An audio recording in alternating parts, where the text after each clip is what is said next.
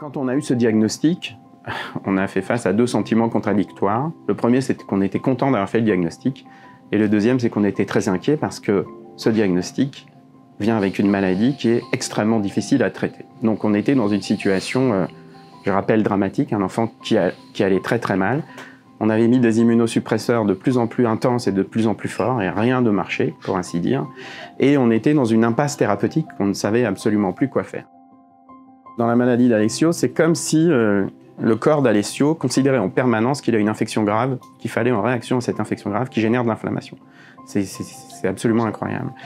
On savait qu'il y avait en cours un essai clinique avec un nouveau médicament qui ciblait vraiment la maladie d'Alessio, mais on savait aussi qu'on ne pourrait pas avoir accès à ce nouveau médicament avant plusieurs mois, parce que justement, de rentrer dans cet essai, ça ne se fait pas comme ça prend de passer par un comité d'éthique. Donc on avait une fenêtre de plusieurs mois où Alessio allait mourir si on ne faisait rien. C'est là qu'est intervenue l'idée de faire de la recherche en live, rapidement, pour tester des hypothèses, notamment une hypothèse qu'avait le laboratoire du docteur Tuso, pour voir si ça pouvait fonctionner chez Alessio.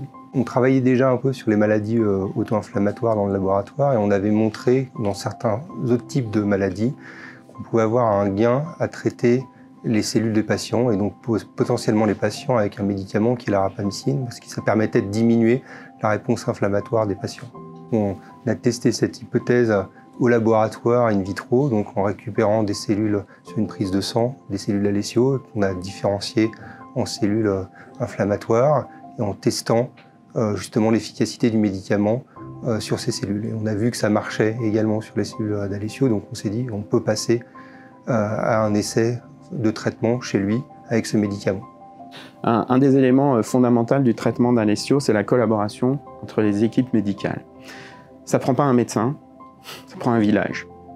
C'est important. Ce village Sainte-Justine, s'il est efficace, c'est parce qu'il y a cette vision, et c'est aussi parce qu'elle est donateur. Et dans notre vision, notre nouveau slogan à Sainte-Justine, c'est « On est tous des soignants ». On arrive ici dans le concept de médecine personnalisée, et la seule façon, dans ces maladies rares, de faire de la médecine personnalisée, c'est d'avoir accès à de la recherche vite et bien, dans des laboratoires qui tournent.